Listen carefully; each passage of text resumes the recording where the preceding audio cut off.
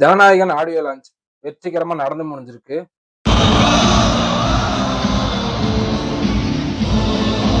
மலேசியால இருக்கிற புக்கட் ஜலீல் ஸ்டேடியத்துல ஸ்டார்டிங்ல இருந்து எண்டிங் வரைக்கும் என்னென்ன நடந்துச்சோ அத்தனையும் பார்க்கலாம்.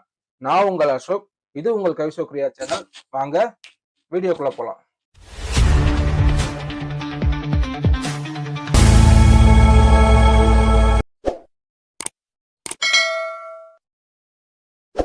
நம்ம தளபதி மலேசியால போய் இறங்கின உடனே அவர் பிளைட்ல இருந்து இறங்கின ஸ்டைலும் சரி, அங்க அவருக்கு கிடைச்ச வரவேற்பும் சரி, சும்மா அல்டிமேட்டா இருந்துச்சு.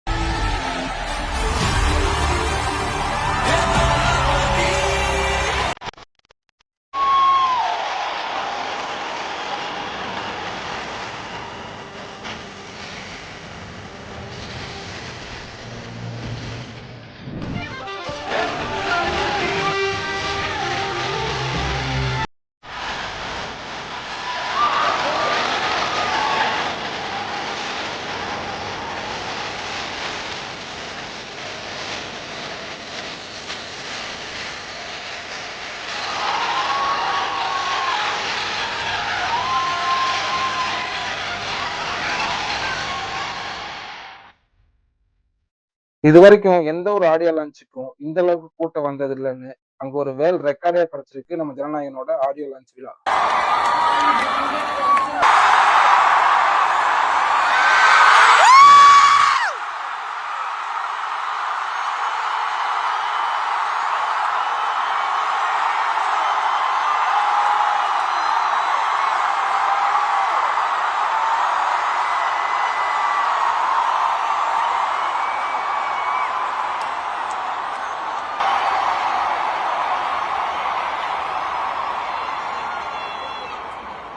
இதுல நம்ம தளபதியோட என்ட்ரி உங்க வீட்டு மாசு எங்க வீட்டு மாசு இல்ல, ஒக்கா மக்கா கொலை மாசு.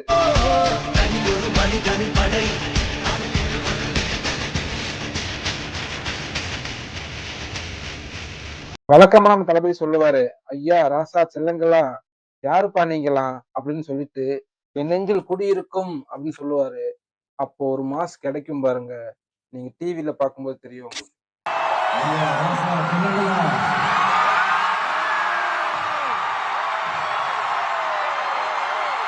யாரு சாமி நீங்களா?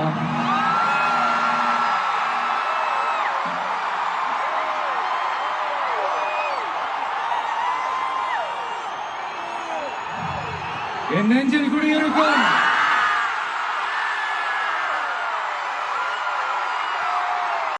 நம்ம தளபதி எந்த ஊர்ல போய் மீட்டிங் போட்டாலும் அந்த ஊர்ல இருக்கிற சிறப்புகளை எடுத்து சொல்றதுல தான் தளபதி ஸ்பெஷலிஸ்டே. அதே மாதிரி மலேசியாவோட சிறப்புகளும் அங்க பேசியிருப்பார்.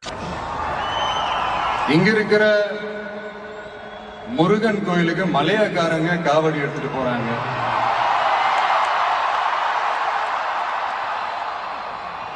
இங்க இருக்கிற சைனாக்காரங்க ரொம்ப அழகா தமிழ் பேசுறாங்க. அப்படி நம்மளுடைய தமிழ, நம்ம மொழிய, நம்ம கலாச்சாரத்தை, நம்ம பண்பாட்டை இன்னும் உயிரோட வச்சிருக்கிற நம்ம மலேசியா தமிழர்களுக்கு இந்த நேரத்தில் என்னுடைய நன்றியை தெரிவிச்சுக்கிறேன். எல்லாருக்குமே தெரியும் ஜனநாயகன் படம் தளபதி விஜயோட கடைசி படம்னு. இது அவர் வாயால அபிஷியலா சொல்லிட்டாரு. எனக்காக எல்லாத்தையும் விட்டு கொடுத்த என்னுடைய ரசிகர்களுக்காக நான் சினிமாவை விட்டு கொடுக்கிறேன்.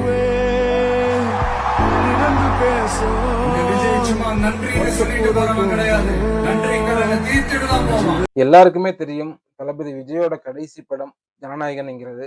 அதை அவரே அபிஷியலா சொல்லிட்டாரு. என்னதான் நம்மளுக்கு வருத்தங்கள் இருந்தாலும் அவர் மக்கள் பணி செய்ய வராரு, அதுக்காக அவரை நம்ம வரவேற்கணும், அது நம்மளுடைய கடமை.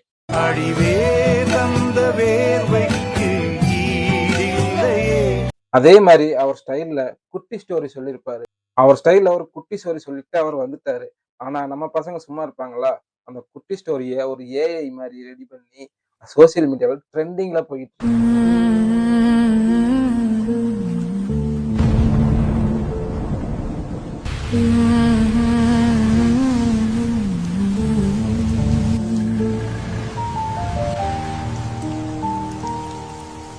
இதை எப்படி உங்களுக்கு திருப்பி தருவேன்?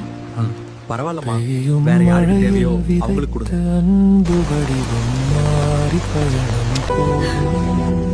அம்மா, இத தேவைப்படுற ஒருவருக்கு கொடுத்துடுங்க.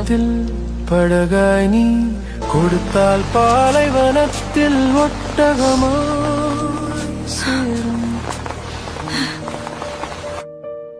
உருவம் மாறும் உள்ளம் மாறாது, சுற்றி சுற்றி வரும் உலகம் நன்மை உன்னை வந்து சேரும். திரும்ப வரும், நிச்சயம் வரும்.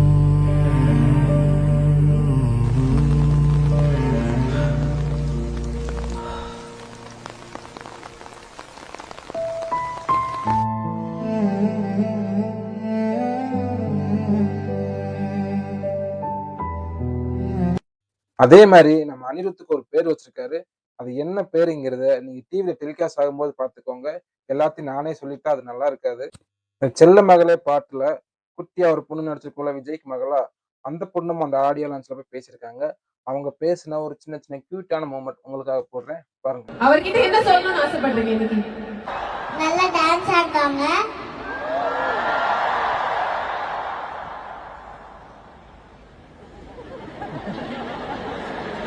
நல்லா அழகா ஸ்மைல் பண்ணுவாங்க.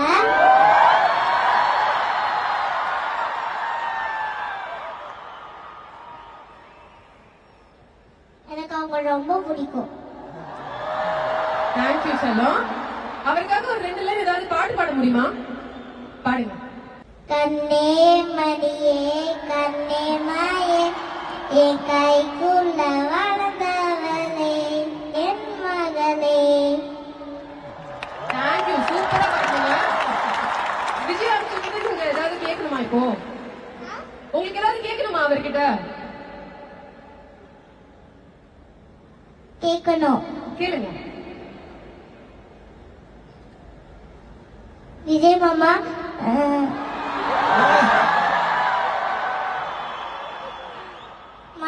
படம் முடிச்சுட்டு நீங்க உங்க ஃப்ரெண்ட்ஸ் எல்லாரையும் கார்ல கூட்டு போவீங்கல்ல,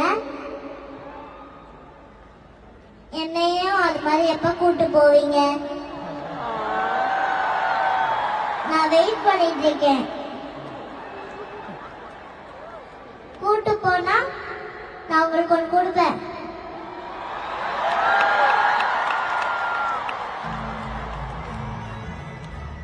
பாத்தீங்களா? ஓகே சொல்லிட்டாரு. ஹாப்பியா? ரொம்ப ஹாப்பி. சூப்பர். அதாவது அவங்க என்ன கேட்டிருக்காங்கன்னா, ஷூட்டிங் முடிச்சுட்டு உங்க ஃப்ரெண்ட்ஸ் எல்லாம் கார்ல கூட்டு போவீங்கல்ல, அதே மாதிரி என்னை எப்ப கூட்டு போவீங்கன்னு கேக்குறாங்க. அது மட்டும் இல்லாம அவங்களால அங்க பேச முடியாதத அவங்க தனியா ஒரு வீடியோ பண்ணி போட்டிருக்காங்க. முடிஞ்சா அதையும் போய் பார்த்துட்டு வாங்க. எல்லாருக்கும் ஹாய். நேற்று ஆடியோ லஞ்ச் வந்து ரொம்ப சூப்பராக போச்சு. நான் ஸ்பீச் ப்ரிப்பேர் பண்ணியிருந்தேன், என்னால் பேச முடியல, டைம் இல்லை, அதனால இப்போ நான் அதை இங்கே பேச போகிறேன். Thank you KVN productions, thank you HV not sir எனக்கு இந்த ஆப்பர்ச்சுனிட்டி கொடுத்ததுக்கு. தேங்க்யூ ஏடியனாஸ் அண்ட் அக்காஸ், என்னை ரொம்ப நல்லா பார்த்துக்கிட்டீங்க. Thank you Sudhan master and team for this best moment with Vijay மாமா. Thank you Anirudh sir, we enjoying all the songs in Jananayagan. Last but not least my one and மண்டி தளபதி விஜய் மாமா, நீங்கள் ரொம்ப கியூட்டு, உங்கள் ஸ்மைலும் ரொம்ப கியூட்டு. இந்த நியூஸ் கிட்ட நம்ம என்ன கேட்டாலும் நடக்கும்னு சொல்லுவாங்க. And this universe here my prayers at the right டைம்னு நினைக்கிறேன். உங்கள் கூட பேசினது, நடித்தது, டான்ஸ் ஆனது எதுவுமே நல்லா மறக்க முடியாது. அஸ் அ ஃபேன் கேர்லா இதை விட என்ன பியூட்டிஃபுல் மெமரிஸ் இருக்க முடியும் சொல்லுங்க? இதுதான் என்னோட லைஃப் டைம் செட்டில்மெண்ட் மூமெண்ட்டாக இருக்கும். Not one last time, you will be are forever Thalapathy. I love you Vijay மாமா. எப்பவுமே நம்ம தளபதி மக்களை எல்லாரையும் ஒன்னா வச்சு ஒரு செல்ஃபி எடுப்பாரு. அந்த செல்ஃபி எப்பவுமே வைரலா இருக்கும். அதே சம்பவம் அங்கேயும் நடந்திருக்கு. அதே மாதிரி மலேசியா போலீஸ் ஒரு சில ரூல்ஸ் எல்லாம் போட்டிருந்தாங்க. அரசியல் பேசக்கூடாது, கட்சி கொடியெல்லாம் கொண்டு வந்து காட்டக்கூடாது அப்படிங்கிற மாதிரி ஒரு சில ரூல்ஸ் எல்லாம் போட்டிருந்தாங்க. ஆனா நம்ம பசங்க சும்மா இருப்பாங்களா? அதுல ஒருத்தன் கட்சி கொடியை காட்டியிருக்கான், அவனே மலேசியா போலீஸ் அரெஸ்ட் பண்ணிட்டாங்க. நீ கொடியை காட்டினா தானே அரெஸ்ட் பண்ணுவ, ஆனா நாங்க வேற மாதிரி பண்றோம்னு ஒரு லைட் செட்டிங் பண்ணியிருக்காங்க பாருங்க.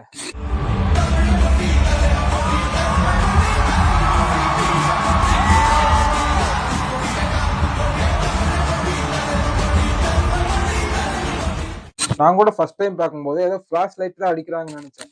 கடைசியா உன்னிப்பா பார்க்கும்போது தான் தெரியுது அது நம்ம கட்சி கொடி. அதுக்கும் ஒரு சில கொத்தடிமைகள் கதறிக்கிட்டு இருந்தாங்க.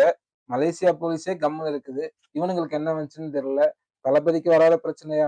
தளபதி படங்களுக்கு பிரச்சனை வரலன்னா தான் அது அதிசயம். பிரச்சனை வந்தா அதுதான் தளபதி படம். பிரச்சனை இல்லாத படமே கிடையாது நம்ம தளபதி. நடிகர் நாசர் இது கடைசி படமா இருக்கக்கூடாது. தளபதி மறுபடியும் படங்கள் நடிக்கணும்னு கேட்டுட்டு இருந்திருப்பாரு. அதுக்கு முன்னாடி ஒரு சில விஷயங்கள் சொல்லியிருப்பாரு. அவரோட பையனுக்கு ஏதோ ஒரு இஷ்யூ இருந்திருக்கும். அதுக்கு வந்து நம்ம தளபதி ஹெல்ப் பண்ணியிருக்காரு. அதையும் சொல்லியிருக்காரு.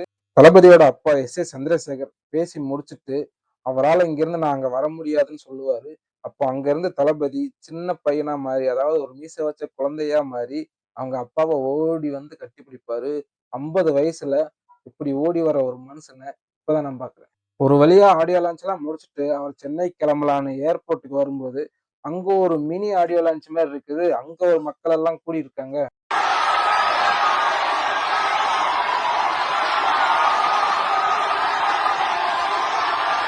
சரி ஓகேன்னு அதெல்லாம் முடிச்சுட்டு ஃப்ளைட் ஏறி சென்னைக்கு வந்த நம்ம தளபதிக்கு அங்கேயும் ஒரு பேரதிர்ச்சி. என்னடான்னு பார்த்தா அங்கேயும் ரசிகர்கள்.